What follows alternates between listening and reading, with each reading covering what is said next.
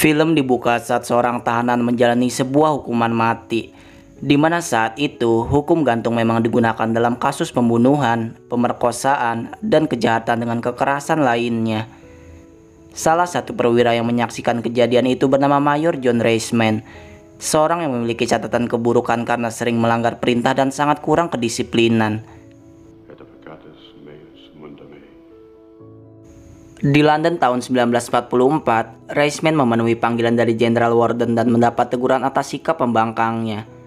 Oleh karena itu, Jenderal Denton memberi hukuman untuknya sebagai proyek amnesti atau pengampunan, bahwa ia harus memilih 12 tahanan yang telah dijatuhi hukuman mati atau dipenjara seumur hidup, kemudian melatihnya untuk operasi rahasia di belakang garis musuh.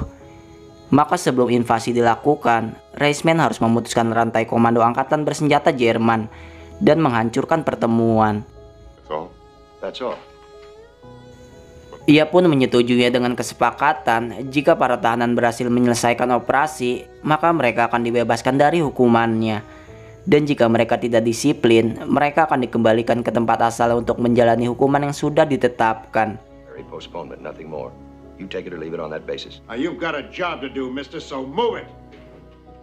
Selepas itu, Reisman berangkat menuju ke penjara. Ia pun disambut oleh Sersan Bauren, orang yang bertugas menertibkan para tahanan, di mana 12 orang kandidat prajurit mulai mengenalkan dirinya dan masing-masing memiliki hukuman yang bermacam-macam.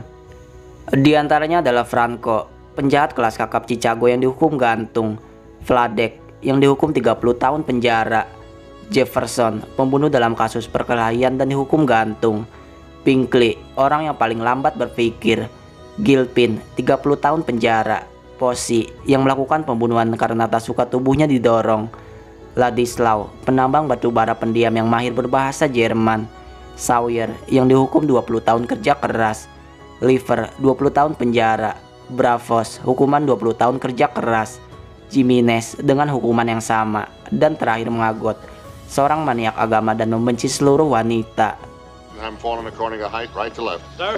Mereka pun diberi nomor urut berdasarkan tinggi badan, di mana tak semua dari mereka mematuhi peraturan. Salah satunya adalah Franco yang langsung berbuat onar.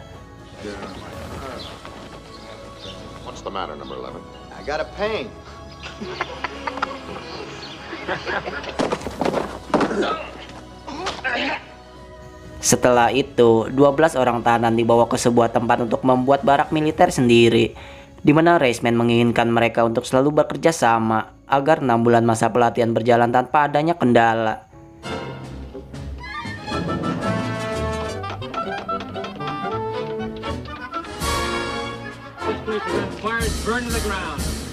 Tak terasa, mereka benar-benar bergotong royong hingga 90% bangunan telah berdiri. Namun Reisman melarang mereka untuk membuat jendela dan lantai, lantaran mereka harus lebih bekerja keras untuk bisa mendapatkan hal itu, yakni bangun tepat pukul 5:30 pagi. Kemudian saat malam, Franco hendak melarikan diri saat mengetahui bahwa penjaga telah tertidur, di mana Ladislaw dan Jefferson mencegahnya, karena jika satu orang kabur, maka mereka semua akan dikembalikan ke penjara tanpa terkecuali. Namun Franco tak peduli dan tetap pada niat awalnya, hingga mereka pun terpaksa mengingatkannya dengan cara yang lebih kasar.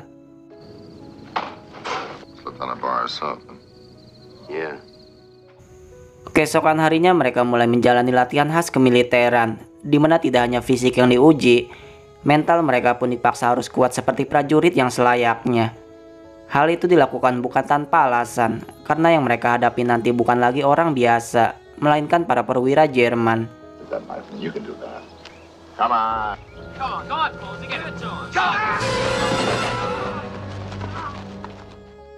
Setelah itu pasukan menjalani pemeriksaan psikologi, di mana hasil menunjukkan bahwa Magot hampir mendekati gila.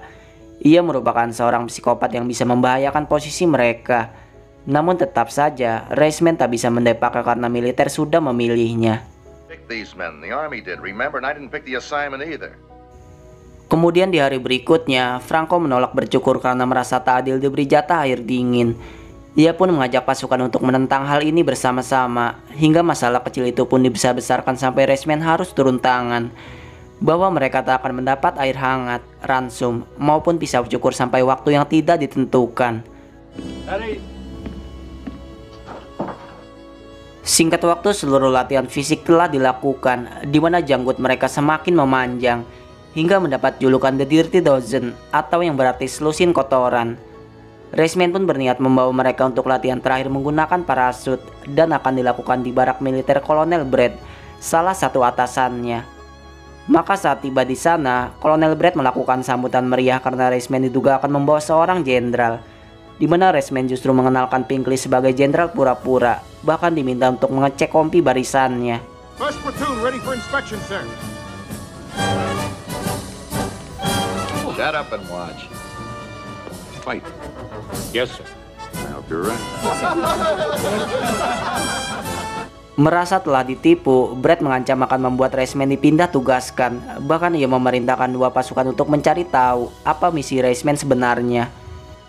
Berselang dari itu, Ladislaw diserang oleh 2 orang suruhan Kolonel Brett. Mereka memaksanya untuk memberitahu dari mana asal dan apakah misinya. Namun Ladislaw tetap bungkam dan terus melawannya. Hingga kemudian Jefferson datang bersama dengan Posey. Mereka membantu menyelamatkan Ladislaw dan segera membawanya pergi, di mana mereka mengira bahwa orang di balik penyerangan ini adalah perbuatan Raceman. Wait a minute, what happened to him? He slipped on a bar of soap. Dan setelah kerja keras mereka selama ini, Raceman menghadirkan beberapa wanita cantik sebagai penyemangat. Hal itu pun ditentang keras oleh Maggot. Namun Raceman telah menjadikan ia penjaga hingga tak bisa berbuat banyak hal. For eternal damnation because of you, Major.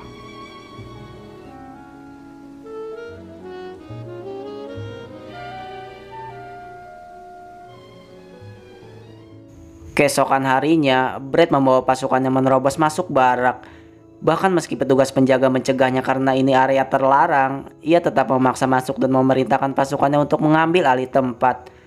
Maka dari itu, Ladislaw mengetahui bahwa 2 orang yang kemarin menyerangnya bukanlah perbuatan Raceman melainkan orang suruhan Brett.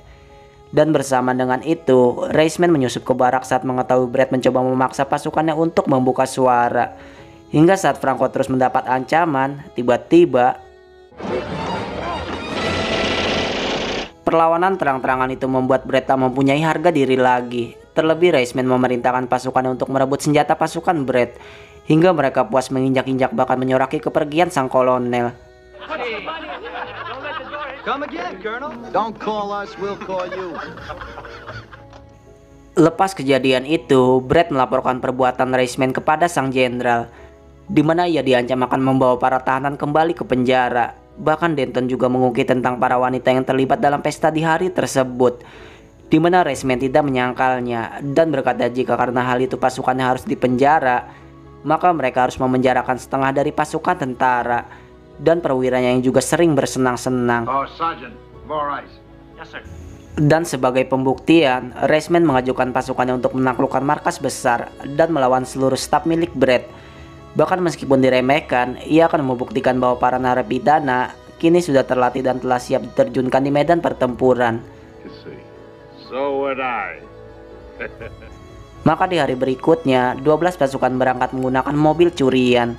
Mereka pun memalsukan identitas hingga mampu meloloskan diri dan langsung menemui Raceman, di mana ia mempercayakan misi ini pada mereka, lantaran ia hanya akan menjadi penonton bersama dengan Jenderal Warden.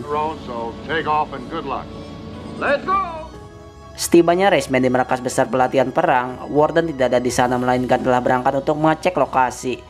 Dan bersamaan dengan itu, pasukan baru saja turun dari perbukitan dengan dibagi menjadi 3 tim. Di mana saat tim kedua muncul, Brett mengerahkan meriam ke punggung bukit untuk melakukan penyerangan.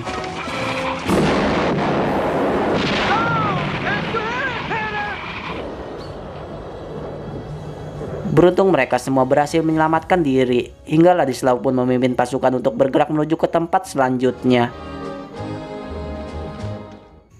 Singkat waktu mereka tiba di tempat pertemuan, di mana Ladislaw langsung bertukar tempat dengan tim 3 yang membawa persenjataan. Karena jelas Franco dan Pinkley tidak bisa melakukan penyusupan karena Brett mengenali wajah mereka. Kemudian bersama dengan tibanya Warden, pasukan mulai meledakkan mobil dan bersandiwara bahwa telah ada sebuah kecelakaan, di mana pancingan itu berhasil membuat Brett menugaskan pasukan untuk mengeceknya. Hingga Ladislaw berakting bahwa seorang pasukan terluka dan membutuhkan mobil ambulan. Tanpa menaruh curiga kepadanya, Brad menanyakan latar belakang Ladislaw lantaran jarang melihat wajahnya. Namun karena Reisman telah menyusun rencana sedetail mungkin, semua pertanyaan pun telah disiapkan jawabannya. Kemudian pasukan muncul dengan membawa Posey yang berpura-pura terluka parah. Sementara itu, Jefferson dan pasukan berhasil menghentikan ambulan di bawah todongan senjata. Mereka pun meninggalkan dokter dan sopirnya hingga berangkat menuju ke tempat tujuan.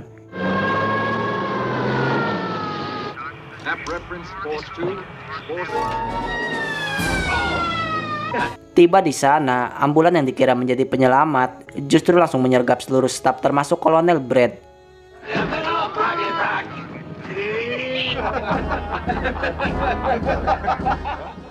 Tak terasa keberangkatan menuju misi sudah semakin dekat. Mereka pun merayakan keberhasilan atas merebut markas dan mulai menghafal setiap titik tempat dengan strategi yang telah dibuat oleh Reisman.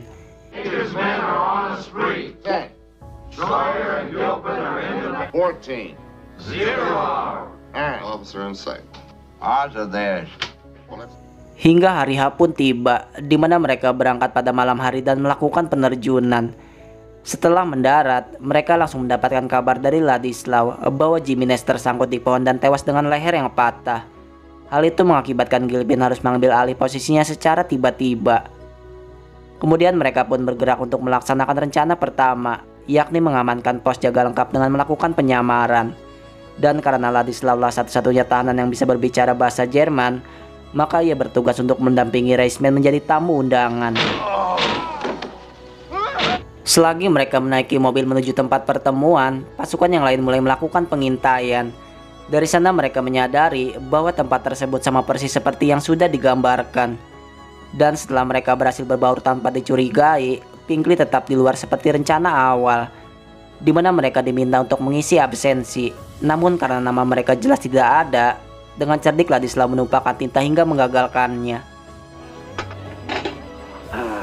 Di sisi lain, Posey dan Bravos yang posisinya berada paling depan mulai memasang jebakan untuk mencegah tamu selanjutnya yang akan lewat. Sementara itu, Reisman dan Ladislaw keluar dari kamar untuk menuju ke ruang 11, di mana ia melemparkan tali ke bawah yang akan digunakan Gilpin untuk naik dan memutus jalur komunikasi. Namun tiba-tiba seorang penjaga hendak lewat dan mereka tak bisa mencegahnya.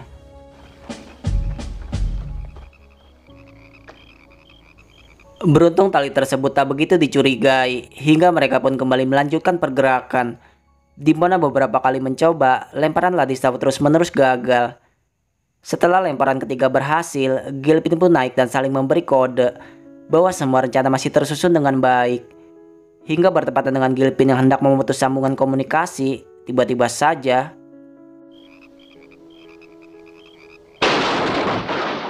hal tersebut membuat kakinya tersangkut dan rencana agak tertunda.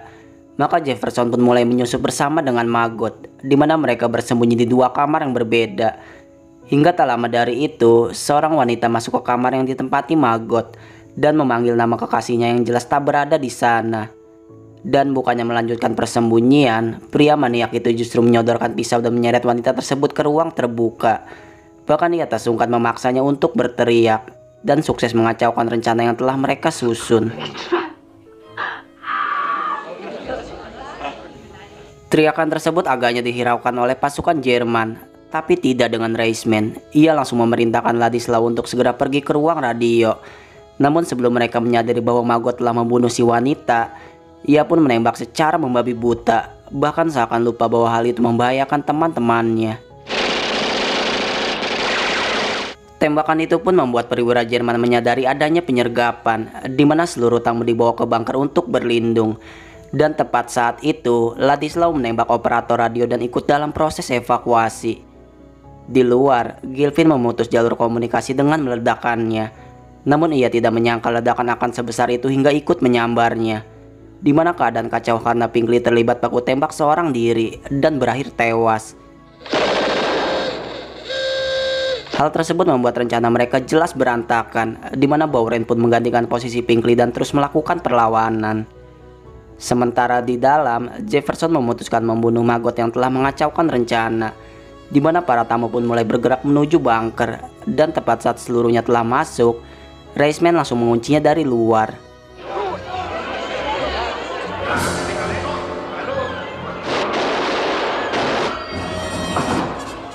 Kemudian mereka bergerak untuk mengamankan seluruh tempat, di mana Reisman pun menugaskan Vladek untuk membunuh seluruh staf Jerman dan membebaskan orang-orang Prancis. Mereka pun lanjut keluar untuk mencari lubang ventilasi bunker, hingga setelah menemukannya, tiba-tiba saja Bauren diserang oleh seorang penembak jitu. Tak hanya itu, sniper juga membunuh Franco, namun ia berhasil mengetahui posisinya dan langsung menembaknya hingga tewas. Tak lama dari itu, Vladek berhasil melaksanakan tugasnya, di mana pasukan Jerman yang masih ada di beberapa sudut kembali melakukan penyerangan hingga Bauren terjatuh untuk menghindari tembakan. Hal tersebut membuat Vladek hendak menolongnya, namun sniper menembak kepalanya hingga tumbang. Tak henti begitu saja, pasukan Jerman tiba di gerbang depan hingga Posi dan Bravos langsung mengaktifkan seluruh jebakan. Mengetahui bahwa Posi mendapatkan masalah, Reisman dan pasukan mempercepat pergerakan dan memasukkan lusinan granat ke dalam ventilasi. Bahkan mereka menyiramnya dengan beberapa liter bensin, hingga seluruh orang yang berada di dalam sukses terguyur.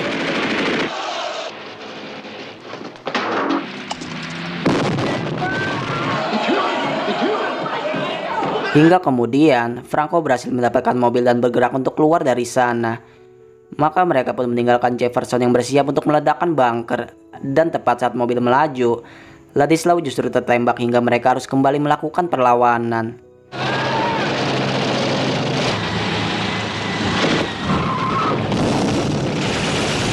Setelah situasi aman, mereka kembali bergerak keluar dari gerbang, di mana bertepatan dengan itu, Liver dan Sawyer melarikan diri dengan menaiki perahu. Hingga setelah Reisman melempar aba-aba, Jefferson meledakkan tempat tersebut dan berlari untuk menyelamatkan dirinya. Namun naas, rencana itu tak berjalan semulus harapan mereka.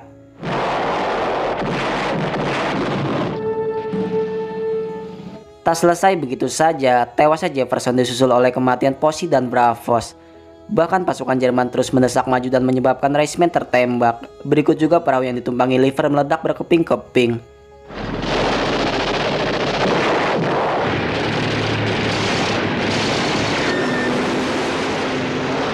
Hingga setelah mengira bahwa mereka berhasil lolos, Franco tak menyadari bahwa masih ada seorang pasukan Jerman yang bersembunyi dan menembaknya. Selepas peristiwa itu, Jenderal Worden menyatakan bahwa anggota The Dirty Dozen yang selamat kini tak lagi menjadi seorang tahanan dan akan kembali aktif bertugas dengan pangkat yang sebelumnya. Sementara yang telah meninggal, mereka ditetapkan telah gugur dalam menjalankan tugas. Atas berhasil misi ini, Reisman, Bauren, dan Ladislau mendapatkan penghormatan. We need men like you out there.